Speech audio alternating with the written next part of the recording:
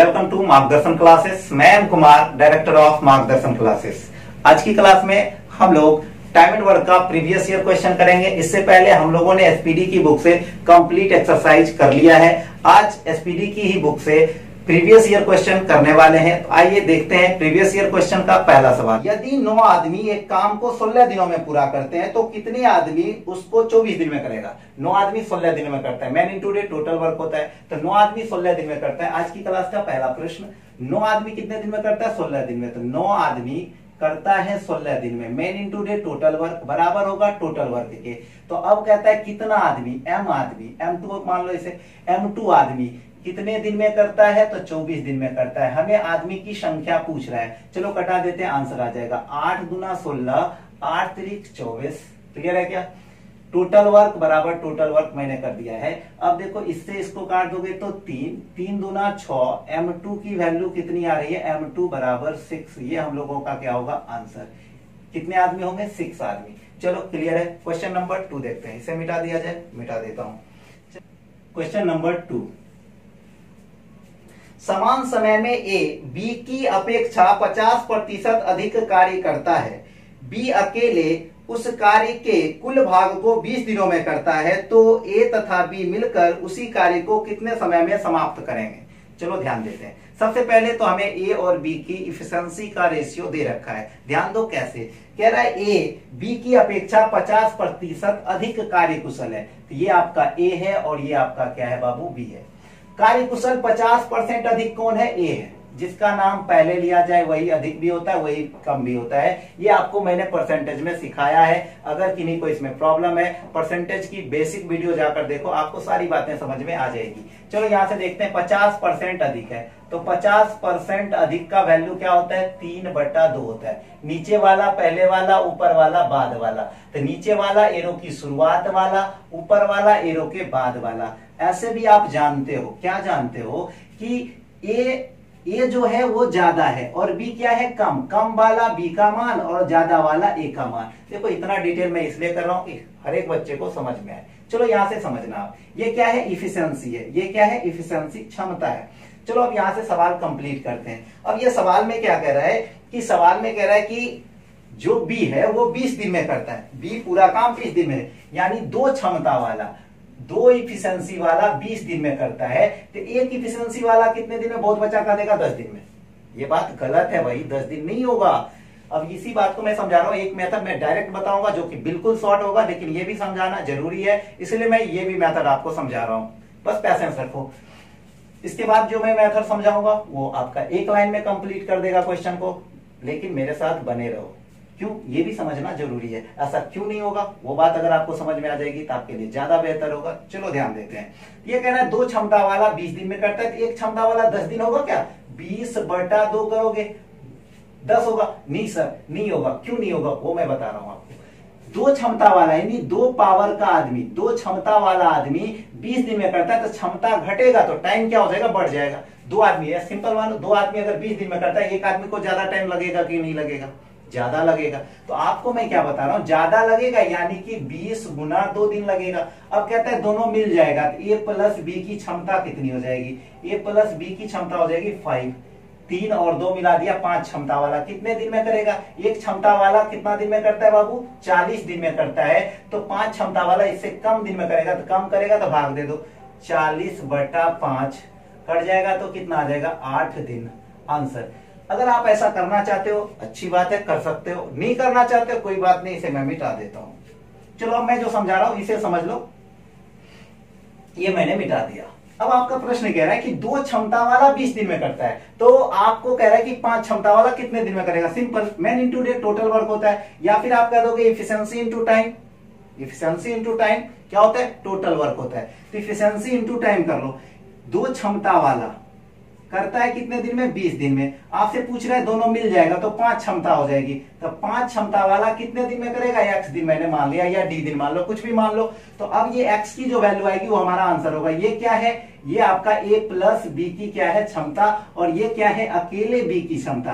कहता है b अकेला करता है तो 20 दिन में करता है, यानी 2 क्षमता वाला 20 दिन में करता है, तो 5 क्षमता वाला x दिन में करता होगा। x की वैल्यू निकाल लो, ये 4 से कट जाएगा, 4 दूनी 8। x की वैल्यू कितनी आ रही? 8। ये हम लोगों का आंसर है। ठीक है, इन्हीं को कोई डाउट है? No doubt. चलो देखते हैं क्वेश्चन नंबर नेक्स्ट। मिटाओ क्या इसे? चलो इसे मिटा दिया। क्वेश्चन नंबर 3,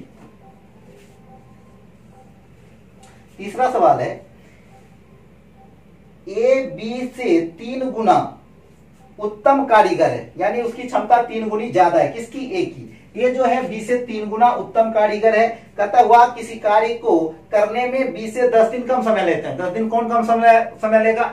ए लेगा। चलो अब आगे पढ़ते हैं। तो कहता है बी उस कार्य को कितने समय में करेगा, बी कितने दिन में करेगा, ये आपको बताना है। सबसे पहले एक चीज समझो, ए बी का रिलेशन दिया, क्या ए और बी का रिलेशन दिया। क्या रिलेशन दिया कि ये जो ए है बी से 3 गुना कार्य कुशल है। इससे कितना गुना है? इसका ये 3 गुना है, तो ये अगर 1 होगा तो ये 3 होगा। ये तो इसकी इफिशिएंसी को डिनोट कर रहा है। लेकिन ये कह रहा है टाइम, यहाँ पे डिफरेंस किसका दिया है? टाइम का दिया है। कहता है बी से 10 दिन कम समय लेता है। कौन? ए लेता है। तो समय दिया है लेकिन ये इफिशिएंसी है, तो समय का इफिशिएंसी से रिलेशन नहीं बनेगा, तो इसे भी हमें टाइम में कन्वर्ट करना पड़ेगा। लिख दो टाइम। टाइम का रेशियो क्या होगा? कहोगे कि इफिशिएंसी का उल्टा टाइम होता है। भाई आपको ये सारी चीजें थ्योरी में समझा चुका हूं। अगर आपको यहाँ नहीं समझ में आ रही हो तो आप थ्योरी के वीडियो देखो। चलो यहां से देखना, ये आ जाएगा इधर और ये चला जाएगा इधर, क्योंकि टाइम जो होता है इफिशिएंसी का व्युत्क्रमानुपाती होता है। चलो अब टाइम का डिफरेंस कितना है दोनों के बीच का? कहोगे टाइम का डिफरेंस है 2 यूनिट। 2 यूनिट की वैल्यू कितनी है? 2 यूनिट की वैल्यू है 10। तो कहोगे 1 यूनिट की वैल्यू कितनी होगी भाई? 5। तो आपको निकालना कितना का है? आपको निकालना किसका है? आपको निकालना है 3 यूनिट का। 5 से गुना कर दो, 5 तिया 15 दिन। आंसर क्या हो जाएगा? 15 दिन आंसर। अब बहुत बच्चे के दिमाग में एक चीज आया होगा, सर वहां पे तो आप कर रहे थे efficiency into time total work, लेकिन भाई यहाँ पे एक चीज देखो, आप टाइम दिया है, टाइम ही पूछ रहा है, तो काम सीधा सीधा जैसा हम लोग बचपन से करते आ रहे थे वैसा ही होगा। लेकिन जब आपको टाइम और इफिशिएंसी दोनों दे देगा तब इफिशिएंसी इनटू टाइम करेंगे। अब यहीं पे हमसे कोई ये पूछ ले अब कि दोनों मिलकर पूरा काम कितने दिनों में करेगा, तो एक तरीका ये होगा कि इसका भी टाइम निकाल लो, उसके बाद ये भी फॉर्मूला लगा दो, सवाल बन जाएगा। लेकिन अगर डायरेक्ट कोई पूछ ले, अगर एग्जाम में आपको डायरेक्ट आंसर लगाना है कि ए प्लस बी का टाइम क्या होगा, तो ए प्लस बी का अगर टाइम निकालना है तो आप ए का टाइम या बी का टाइम, किसी एक का टाइम निकाल लो, उसके बाद देखो ऐसा कर सकते हो। क्या करोगे? ये किसका टाइम निकाले हो आप? ये टाइम आप बी का निकालो। कहोगे एक क्षमता वाला 15 दिन में करता है। ध्यान समझना, एक क्षमता वाला 15 दिन में करता है। कितना क्षमते वाले से करवाना है? 4 क्षमता। ए प्लस बी की क्षमता। ये किसकी क्षमता है? बी की। आपको करवाना किससे? ए प्लस बी से। ए प्लस बी की क्षमता कितनी है? 4। तो कहोगे 4 क्षमता वाला कितने दिन में करेगा? नहीं पता है, डी दिन में। तो डी इक्वल टू कितना आ जाएगा? 15/4। ये किसकी वैल्यू है? कहोगे ए प्लस बी का टाइम है। ये किसका टाइम हो जाएगा? ए प्लस बी का टाइम हो जाएगा। ये पूछा नहीं था, मैंने समझा दिया कि आप अगर एग्जाम में ऐसा आपको कोई सवाल पूछे तो आप ऐसा कर सकते हो। क्लियर है क्या सबका? चलो देखते हैं question number next. Question number 4, 10 व्यक्ति का एक समूह एक विशेष कार्य को 10 दिनों में करता है, दूसरा समूह उसी कार्य को 20 दिनों में करता है। यदि दोनों समूह मिलकर कार्य करते हैं तो कार्य पूरा होने में कितना दिन लगेंगे? प्रत्येक समूह अपनी संपूर्ण क्षमता को कार्य के अंश पूरा करने में उसी अनुपात में लगाते हैं। कहता है कंप्लीट काम में अब उसकी जो क्षमता होती है हमेशा सेम होती है। इससे हमें कोई विशेष मतलब नहीं है। मतलब कहाँ है? ऊपर से वो कह रहा है 10 व्यक्ति का एक समूह है और दूसरा समूह में कितने व्यक्ति उस हमें पता नहीं है। 10 व्यक्ति का एक समूह 10 दिन में करता है और दूसरा समूह 20 दिन में करता है। कहता है दोनों समूह मिलेगा, व्यक्ति नहीं मिलेगा। 10 व्यक्ति इसका, 5 व्यक्ति उसका, ऐसा नहीं बोल रहा है। वो बोल रहा है कि दोनों समूह मिलेगा, यानी ग्रुप ए और ग्रुप बी दोनों मिलकर काम करे तो कितने दिन में होगा। तो सिंपल सा सवाल हो गया ना, ए किसी काम को 10 दिनों में करता है, बी 20 दिनों में करता है, तो दोनों मिलकर कितना दिन में करेगा। तो आप डायरेक्ट ये भी फॉर्मूला लगाता हूं, बेसिक आप घर पे बना लेना। तो ए प्लस बी पूरा काम बराबर क्या होता है बाबू? ए बी बटा ए प्लस बी। 2 व्यक्ति वाला है तो आप ऐसे भी बना सकते हो, कोई दिक्कत नहीं है। तो आप यहां से क्या करोगे? कहोगे सर 10 गुना 20 बटा 10 प्लस 20 कितना हो जाएगा? 1 0 1 0 कट गया, ऊपर का 1 0 कटेगा, 10 कॉमन आ गया तो 1 1 0 काट दिया, ये 3 हो जाएगा। 3/20 यानी कि 6.2/3 दिन आंसर आ गया। क्लियर है क्या सबका? किन्हीं को डाउट होगा तो आप खुद से चेक करो, आ जाएगा। मैं ऐसे काटा हूं, आप ऐसे नहीं काट सकते, आपको जैसा दिल करे वैसा काटो। क्वेश्चन नंबर नेक्स्ट देखते हैं, मिटा दो क्या इसे। चलो अगला क्वेश्चन देखते हैं। मैं इसके 3 4 5 तरीके बता चुका हूं कि कैसे कैसे ये बनेंगे, आप बेसिक वीडियो देख लो। ये सब छोटे छोटे से सवाल हैं, इसको मैं बनाने में टाइम खत्म नहीं करना चाहता। अगला सवाल देख लो। ए एक काम को 10 दिनों में करता है, बी उसी काम को 15 दिनों में करता है। ए और बी इकट्ठा होकर उसी काम को कितने दिनों में करेंगे? बिल्कुल आसान सा सवाल, ये भी फॉर्मूला यहां भी लगा दो। क्या हो जाएगा? क्वेश्चन नंबर 5 है, देखो कुछ नहीं करना है। क्वेश्चन नंबर 5 में कहता है ए प्लस बी, पूरा काम क्या होगा? ए बी बटा ए प्लस बी करेगा क्या? चलो ए बी की वैल्यू कितनी है? 10 और 15 है, तो 10 गुना 15 बटा 10 प्लस 15, ये कितना हो गया? 150 बटा 25, 25 छका 150, 6 दिन आंसर। क्लियर है क्या सबका? चलो क्वेश्चन नंबर नेक्स्ट देखते हैं। और ये सवाल बिल्कुल स्टैंडर्ड सा सवाल है, क्वेश्चन नंबर 6। ये स्टैंडर्ड सवाल है, इस पे आपको ध्यान देना है बिल्कुल बारीकी से। क्वेश्चन नंबर 6 ये अल्टरनेट वाला सवाल है और आप ध्यान से समझना, क्योंकि ऐसा सवाल हमने पीछे नहीं करवाया है, तो आप इस पे गौर करना। इस सवाल पे ए, बी तथा सी एक काम को क्रमशः 20, 30 तथा 60 दिनों में पूरा कर सकते हैं। ए इस काम को बी तथा सी के प्रत्येक तीसरे दिन सहायता से कितने दिनों में पूरा करेगा? कहता है प्रत्येक तीसरा दिन कौन आता है? बी और सी आता है। चलो ध्यान से समझते हैं। सबसे पहले आपको करना क्या होगा वो मैं समझा रहा हूं, ध्यान समझना। ए करता है कितने दिन में? ए करता है 20 दिन में। बी करता है कितने दिन में? बी करता है 30 दिन में। और सी करता है पूरा काम 60 दिन में। ये इसका क्या है? टाइम। और टाइम का जो एलसीएम होता है, टाइम का जो एलसीएम होता है वो क्या होता है? Complete work, total work, total work, ये क्या होता है? एलसीएम। एलसीएम कितना आएगा भाई? 60। कहता है 20 दिन में 60 काम करता है, तो एक दिन में कितना काम करेगा? 20 तिया 60, 3 काम करेगा। 30 दिन में 60 काम करता है, एक दिन में कितना करेगा? कहोगे सर एक दिन में करेगा 30 गुना 60, 2 काम करेगा। 60 दिन में 60 काम करता है, एक दिन में कितना करेगा? 1 काम करेगा। चलो अब ध्यान दो, तीनों मिल जाएगा तो एक दिन में कितना काम होगा? कहोगे 3 2 5 1 6 काम होगा। सर यहां तक सबका क्लियर है? यहां तक कोई प्रॉब्लम नहीं होगी। चलो अब यहां से समझते हैं। अब देखो काम का ऑर्डर क्या होगा, पहले ऑर्डर सजा लेते हैं। ऑर्डर, तो वर्क का ऑर्डर क्या है? कहता है पहला दिन कौन आता है? ए आता है। दूसरा दिन भी ए अकेला ही आता है। लेकिन तीसरा दिन क्या होता है? ए जो है वो बुलाता है ए प्लस बी प्लस सी। प्रत्येक तीसरा दिन कौन आता है? ए बी सी आता है। एक राउंड काम हो गया।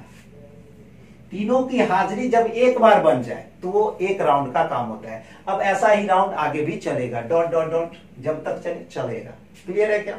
चलो अब यहां से हमें करना क्या है? तो हम लोग ए का काम यहाँ पे लिखेंगे। ए कितना करेगा भैया? एक दिन आएगा तो 3 काम, फिर ए यहाँ आएगा फिर 3 काम कर देगा।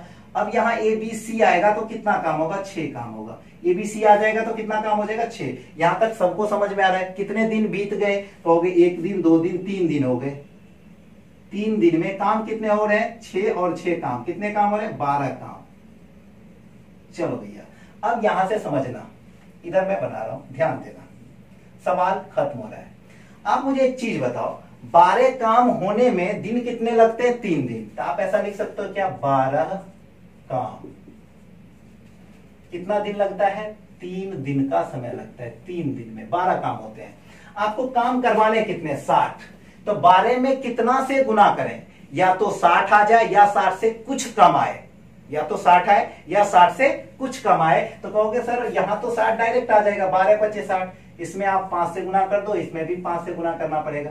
इसमें मैंने 5 से गुना कर लिया, इसमें भी मैंने 5 से गुना कर लिया। तो 12 25 60 काम करने में दिन कितने लगेंगे? कहोगे सर आ गया 5 तिया 15 दिन। आंसर। किन्हीं को दिक्कत है कोई प्रॉब्लम है? अगर प्रॉब्लम है तो फिर से रिपीट करके देखो, आपको समझ में आएगा। आगे ऐसे सवाल एक दो और है, वहां पे मैं और डिटेल करूंगा, ये बात आपको समझ में आई होगी। ये तो थोड़ा सा आसान सवाल था इस टाइप का। जब काम शेष रह जाता है तो वहां पे बच्चे को प्रॉब्लम होती है, और आगे ऐसा सवाल है, मैं वहां पे सब समझाऊंगा वैसा सवाल। ठीक है, चलो देखते हैं question number next. I hope कि आपको यह समझ में आया होगा। मिटा दूं? अगर नहीं समझ में आया तो फिर से रिपीट करके देखना, आपको समझ में जरूर आएगा। मिटा दो इसे। सबसे पहले ऑर्डर लिखना जरूरी है। अगर आपको ऑर्डर लिखने आ गया इस टाइप के सवाल में तो आप सवाल कर दोगे बहुत जल्दी। चलो क्वेश्चन नंबर 7 देखते हैं। क्वेश्चन नंबर 7, 120 आदमी अथवा 200 बच्चों के लिए खाना है। 120 आदमी या 200 बच्चों के लिए खाना है।